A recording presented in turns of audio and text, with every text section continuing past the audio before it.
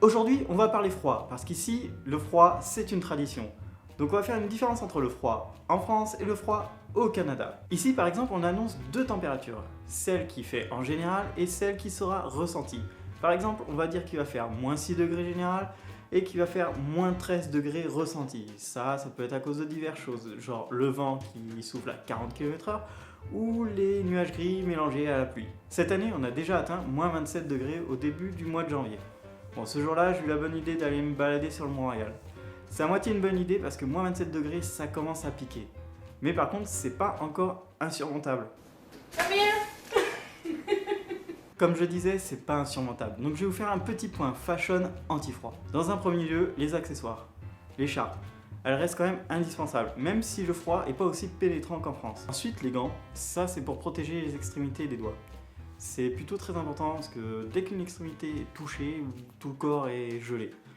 Il existe des gants qui ont des extrémités qui peuvent faire fonctionner les portables.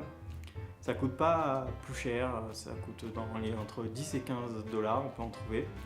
Personnellement, moi mes gants ils coûtent 3 $. C'est vraiment juste pour cacher les extrémités et les protéger. Une tuque, comme on dit ici, donc un bonnet pour protéger la tête et les oreilles. Je crois que c'est même obligatoire d'avoir un accessoire qui cache les oreilles à partir d'une certaine température. Au niveau des vêtements, si tu veux vraiment pas avoir froid, oublie le sens de l'esthétique. Crois-moi, tu survivras comme ça. Au niveau des chaussettes, je vous conseille vraiment d'utiliser des chaussettes qui sont doublées, qui sont bien épaisses, au lieu d'utiliser le système D qui consiste à mettre deux paires de chaussettes l'une sur l'autre. Ça marche pas forcément très bien. Pour protéger vos petons, il y a quelque chose de fondamental à savoir. Il faut acheter les chaussures imperméables. Pourquoi ? Parce que l'hiver, il y a toujours de la neige. Cette neige, elle est déjà froide et humide. Et quand elle fond, il y a de l'eau partout. C'est-à-dire quand vous allez traverser la route, il y aura des flaques partout. Il y aura de l'eau partout et donc vos chaussures seront tout le temps mouillées. Donc si vous n'achetez pas des chaussures imperméables, vos pieds vous détesteront à vie. Heureusement, on trouve facilement des chaussures traitées contre l'eau avec des semelles qui ne font pas passer le froid. Et ça, c'est très important. Par contre, il va falloir investir. C'est-à-dire que moi, mes chaussures, par exemple, elles ont coûté 125 $. Et encore, elles sont très bien, mais elles sont dans la valeur basse du milieu de gamme. Astuce chez vous, achetez des vrais lacets, pas des trucs qui gèlent et qui se cassent très facilement. C'est super chiant. Pour les jambes, un bon pantalon ou un bon jean suffira. En dessous, vous pouvez rajouter des collants pour les filles ou des bas qui existent pour les mecs. Pour le haut du corps maintenant. Classiquement, en fait, pour les mecs, un t-shirt et un pull suffiront, et pour les filles, un débardeur, un t-shirt et un pull suffiront aussi.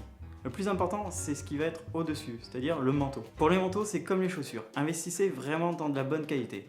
Il existe des magasins comme Winners au Canada qui vendent des fins de collection d'il y a 6 mois ou 1 an à des prix beaucoup moins chers. Pour ma part, j'ai investi dans un gros manteau d'hiver, mais je vais plutôt l'utiliser quand il fera moins 25 ou moins 30 degrés. Pour l'instant, j'utilise un polaire que j'avais en France et qui me suffit vraiment.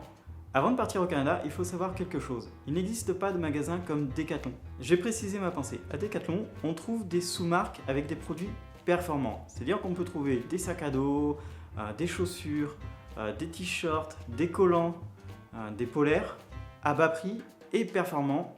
Alors qu'ici, vous trouverez rien de pas cher. Mais vraiment rien. Donc n'hésitez pas à faire une rafle sur Decathlon avant de partir. Un dernier point important, vous allez avoir froid que dehors.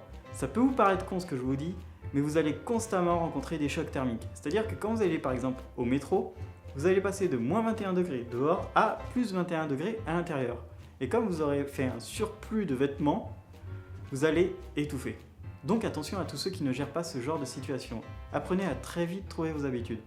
Moi par exemple, quand je rentre dans une station de métro, j'enlève mon bonnet, mon écharpe et j'ouvre mon manteau. Sinon je suis très vite mal à l'aise et j'ai mal à la tête. Toutes les stations, tous les souterrains, toutes les boutiques sont chauffées à mort.